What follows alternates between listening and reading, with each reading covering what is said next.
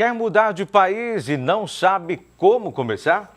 Ao meu lado está a advogada Andréia Giugliani, da Giugliani Advogados, que vai falar um pouco sobre este assunto, a respeito de mudança de país, de visto, etc. e tal. Boa noite, Andréia, seja bem-vinda. Obrigada, Maurício. Boa noite a todos. Obrigada mais uma vez pela oportunidade. Olha, o que as pessoas precisam procurar, aqueles que querem migrar, aqueles que querem mudar de país, que querem montar o seu negócio fora? Legal. Em algumas oportunidades aqui, Maurício, nós vimos falando sobre alternativas para as pessoas e para os empresários que buscam fugir dessa crise, da nossa recessão econômica no nosso país. E muitas pessoas vêm ultimamente nos questionando com relação à imigração ou para os Estados Unidos ou para a Europa, ou também empresas que queiram se internacionalizar, ou seja, abrir filiais fora do país. Então, uma preocupação muito intensa que as pessoas têm é como começar, por onde eu devo começar, né?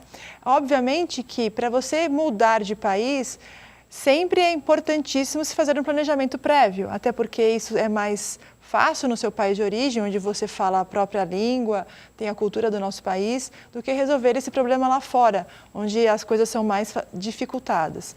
E um dos principais pontos desse planejamento é com relação ao visto, porque o visto de turismo só dá direito praticamente a você visitar o país e voltar. Se você tem a intenção de ficar no país como um imigrante, você precisa do visto adequado.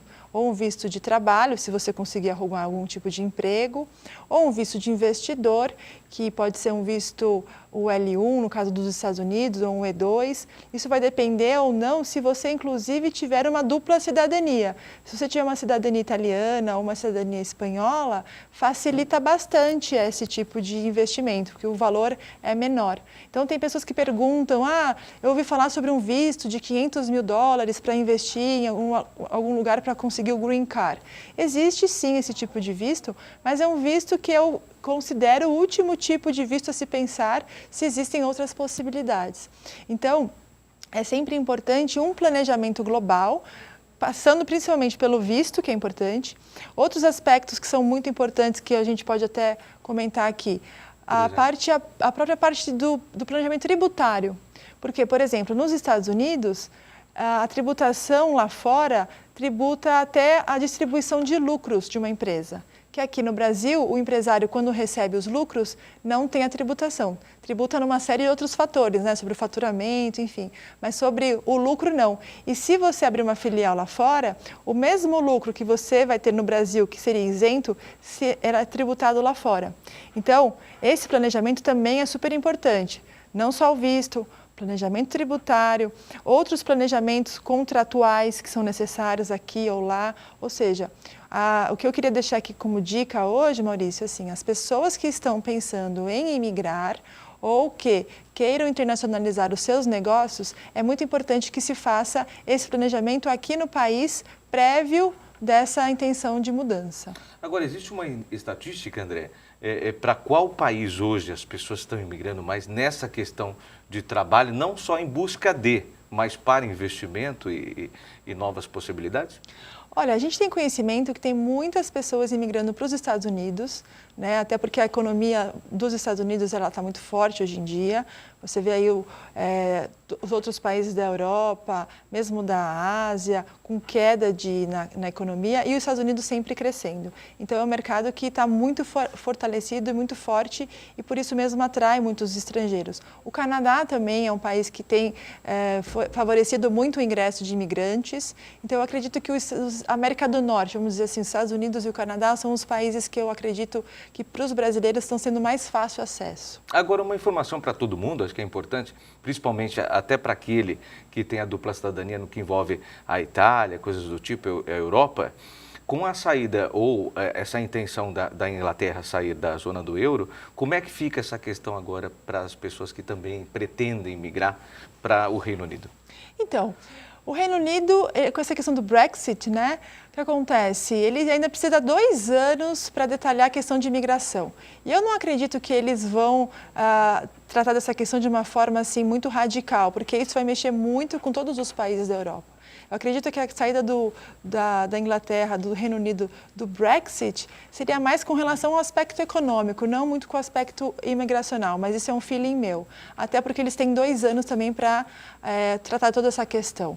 Agora, a cidadania italiana, a cidadania espanhola, outras cidadanias, ela facilita o ingresso nos Estados Unidos como investidor internacional, porque o Brasil não possui o tratado de tributação ou tratado de fronteiras com os Estados Unidos.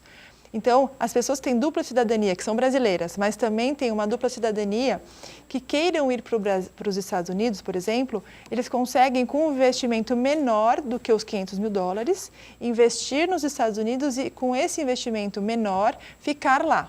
Então, por exemplo, se eu tenho uma cidadania italiana, que nem Andrea Giuliani, né? Eu teria cidadania italiana, eu poderia, como italiana, investir num negócio nos Estados Unidos de mais ou menos o valor de $150 mil, e esse negócio me possibilita tirar o visto americano E2, que é um visto de investidor, mas somente para países que possuem tratado com os Estados Unidos. O Brasil não tem. Então, para o brasileiro, esse valor de investimento de $150 mil não cabe, só o dos $500 mil.